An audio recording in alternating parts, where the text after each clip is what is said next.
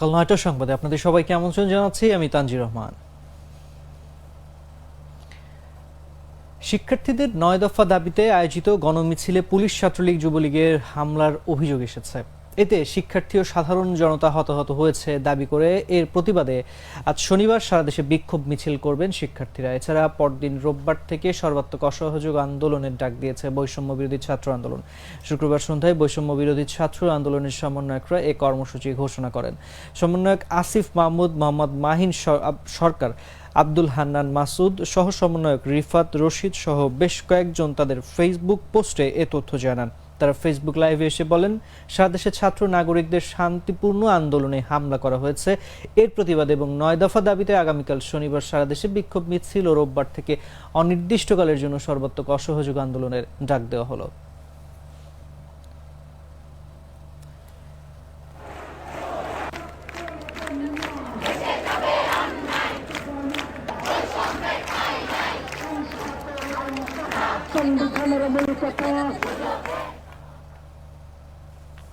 কোটার দাবি পূরণের পরও একটি মহল সরকার বনাম শিক্ষার্থী গেম খেলে ফায়দা লোটার অপচেষ্টা করছে। শিক্ষার্থীরা কারো ঢাল হিসেবে ব্যবহার হবে না, এমন আশা প্রকাশ করেছেন আওয়ামী লীগ সাধারণ সম্পাদক ওবায়দুল কাদের। শুক্রবার দুপুরে রাজধানীর ধানমন্ডিতে আওয়ামী লীগ সভাপতির কার্যালয়ে প্রেস ব্রিফিংয়ে তিনি এ আশাবাদ ব্যক্ত করেন। ওবায়দুল কাদের বলেন, শিক্ষার্থীদের মূল দাবি পূরণ হয়েছে। শিক্ষার্থীরা কোনো অবস্থাতেই সরকারের প্রতিপক্ষ নয়। আদালতের রায়ের পর দ্রুত প্রজ্ঞাপন জারি করা হয়েছে। তারপরও একটি মহল সরকার বনাম শিক্ষার্থী গেম খেলে ফায়দা লোটার অপচেষ্টা করছে। শিক্ষার্থীদের পুঁজি করে ধ্বংসযজ্ঞ চালিয়েছে তারা।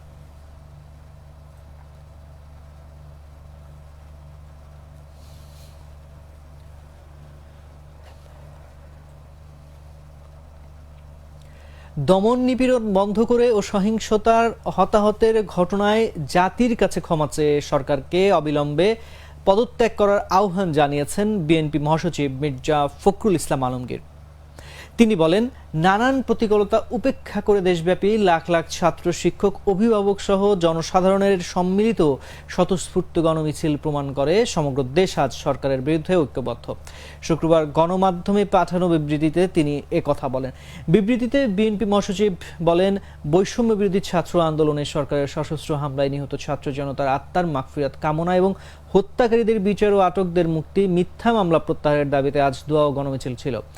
এই কর্মসূচিতে আইন শৃঙ্খলা রক্ষাকারী বাহিনী, আওয়ামী লীগ, ছাত্রলীগ, যুবলীগের ন্যাক্কারজনক সশস্ত্র হামলা চালায়। হবিগঞ্জে আইন শৃঙ্খলা বাহিনী সহ ক্ষমতাসীন দলের সশস্ত্র ক্যাডারদের হামলায় নিরীহ শ্রমিক মুস্তাক মিয়া নিহত হন এবং অসংখ্য নিরীহ মানুষ আহত হয়েছেন। সিলেটে আইন শৃঙ্খলা বাহিনী এলোপাতাড়ি গুলি ছুড়ে অসংখ্য মানুষকে আহত করে। সংবাদ সংগ্রহ করতে গিয়ে সাংবাদিক মিঠু দাস জয় গুলিবিদ্ধ হন।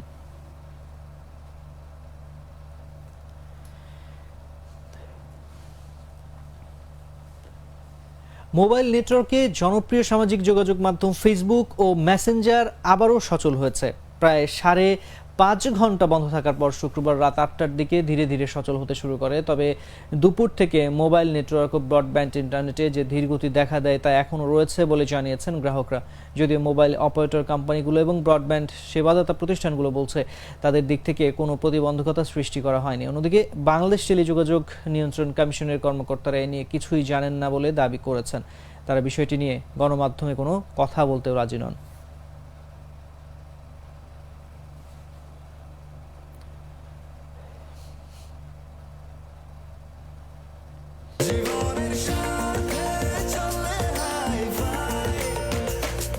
স্বাস্থ্যকর অল টাইম ব্রেড সব সময়, অল টাইম হেলদি লাইফ।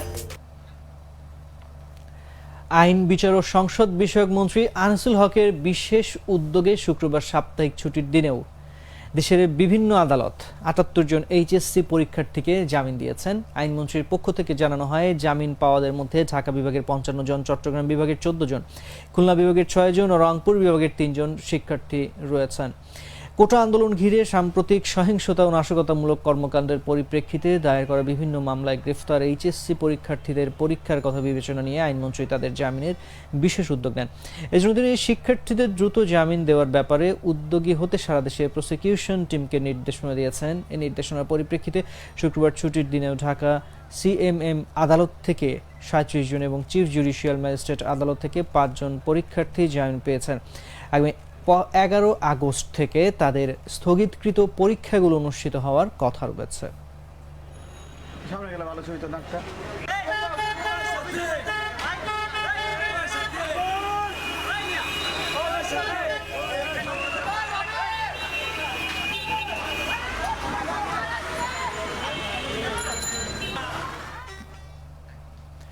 খুলনায় ছাত্র জনতার গণমিছিল চলাকালে সংঘর্ষে সুমন কুমার ঘরামি নামের এক পুলিশ কনস্টেবল নিহত হয়েছেন, আহত হয়েছেন আরও 25 পুলিশ সদস্য। শুক্রবার রাতে খুলনার police commissioner Mozammel Haque police নিহত ও আহতদের বিষয়টি নিশ্চিত করেন। প্রত্যক্ষদর্শীরা জানান, শুক্রবার বিকেল 3টার দিকে খুলনা বিশ্ববিদ্যালয়ের সামনে সংঘর্ষের সূত্রপাত হয়। শিক্ষার্থীরা খুলনা বিশ্ববিদ্যালয়ের সামনে পৌঁছানোর পর পুলিশের সঙ্গে ব্যাপক সংঘর্ষ শুরু হয়। শিক্ষার্থীরা পুলিশকে লক্ষ্য করে ইট পাটকেল নিক্ষেপ এবং পুলিশ তাদের লক্ষ্য করে টিয়ার গ্যাস নিক্ষেপ করে।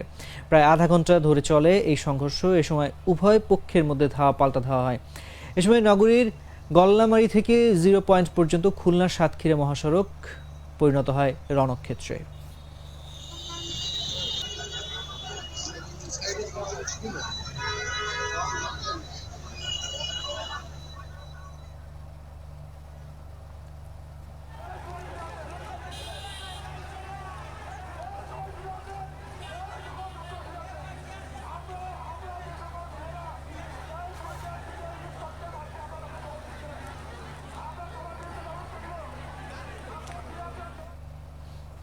সাতক্ষীরায় কোটা সংস্কার আন্দোলনের সময় গ্রেফতার 6 এইচএসসি পরীক্ষার্থীকে জামিন দিয়েছেন আদালত।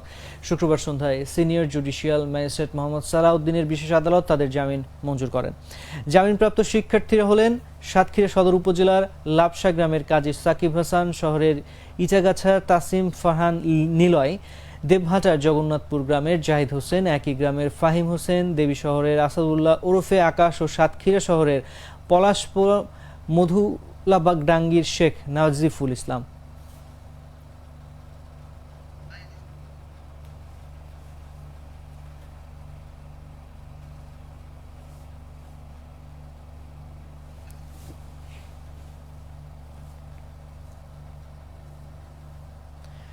দর্শক, এই ছিল এখনকার মতো।